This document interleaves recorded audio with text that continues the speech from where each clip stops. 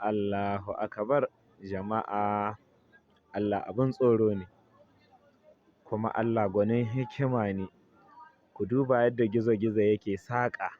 Allahu akbar. Allah mai bada baiwa ga wanda ya so kuma a lokacin da ya so. Ka duba saƙa ce yake, gizo-gizo ne. Duba, duba, duba. Allahu akbar. Allah ka ƙara mana tsoronka, ka ƙara mana imani da son Annabi Muhammad sallallahu alaihi wasallam. Ku duba, ku duba ku gani. Ku duba dai yadda yake saƙa ras. Allahu akbar.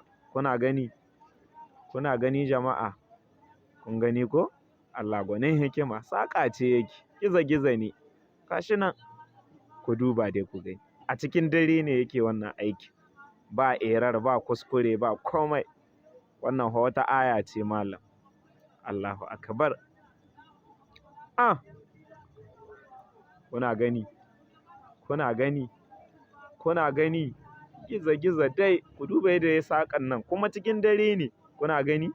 Ku diba. Duba. Duba malam. Duba ka gani. Duba ga ta nan a kewaye. Yana yi ta yi.